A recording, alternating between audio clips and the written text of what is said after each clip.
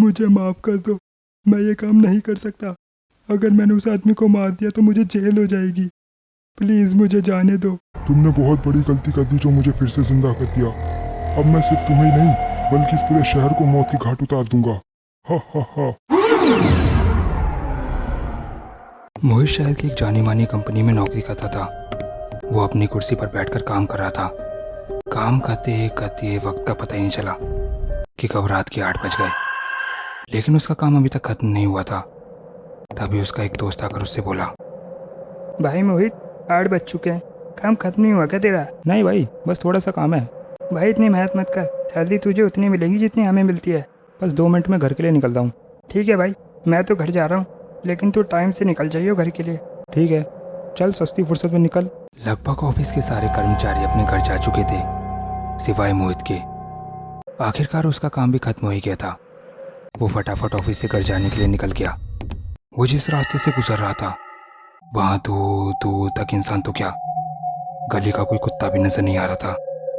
अचानक उसे महसूस हुआ जैसे किसी ने उसे पीछे से पुकारा। रुको। उसने पीछे मुड़कर देखा तो वहां कोई नहीं था।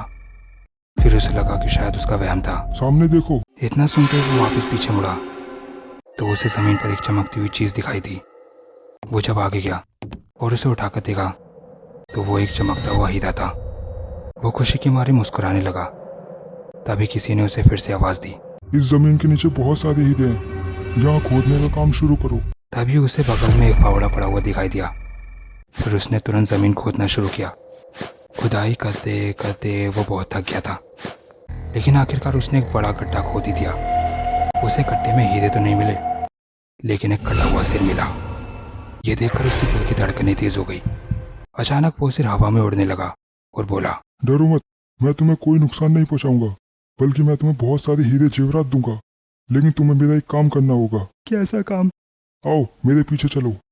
इतना सुनकर मोहित खुशी खुशी उसके पीछे चलने लगा।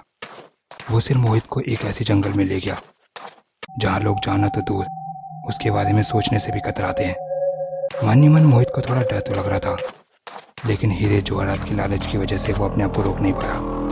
काफी दूर जाने के बाद वो सिर एक जगह रुक गया। उसे देखकर मोहित भी रुक गया। फिर वो सिर बोला, इस जमीन के नीचे बहुत सारे हीरे जेवरात छुपे हुए हैं, उन्हें निकालकर तुम बहुत अमीर बन जाओगे।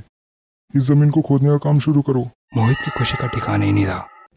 उसने फावड़ा लेकर पूरी क्षमता के साथ उस जमीन को खोदना शुरू किया। वो रुकने का नाम ही नहीं ले रहा था। उसके मन में बस एक ही बात घूम रही थी कि उसे एक बार बस हीरे मिल जाए और वो वापस अपने घर पहुंच जाए। बहुत मेहनत करने के बाद उसने एक बड़ा सा गड्ढा खोद ही दिया, लेकिन उसने गड्ढे में जो देखा, उसे देखने के बाद उसे अपनी आंखों पर विश्वास ही नहीं हो रहा था। उसने देखा कि गड्ढे में कोई हीरे नहीं, बल्कि उस सिर का कटा हुआ धड़ था। अब उसे समझ आ गया था कि उसे जो हीरा मिला था वो सिर्फ उसे फंसाने की एक चाल थी। उस सिर ने बोला, बहुत अच्छे, अब तुम्हें मेरा आखिरी काम करना है, फिर मैं तुम्हें माला माल कर दूंगा। अब कौन सा काम बाकी है? वो सिर उसे अपने साथ ले गया। थोड़ा आगे जाने के बाद मोहित को एक 25-30 साल का आदमी उस रास्ते से गुजरते हुए दिखाई दिया। उस सिर ने बोला, वो आदमी देख रहे हो, उसे मारकर उसका खून ले आओ। मुझे माफ़ कर दो, मैं ये काम नहीं कर सकता। अगर मैंने उस आदमी को मार दिया तो मुझे जेल हो जाएगी। उस सिर ने बोला, अगर तुमने मेरा ये काम नहीं किया तो मैं तुम्हें मौत की घाट उतार दूंगा। इतना सुनकर मोहित उस गलत काम के लिए तैयार हो गया। उस सिर ने अपनी शक्तियों से एक लोटा और एक चाकू प्रकट किया और मोहित को दे दिया। मोहित उस आदमी के पीछे पीछे चल रहा था और मौका मिलते ही चाकू उसकी पीठ में घोंप दिया। वो आदमी मर के जमीन पर गिर गया। मोहित खून से भरा हुआ लोटा लेकर उस सिर के पास गया।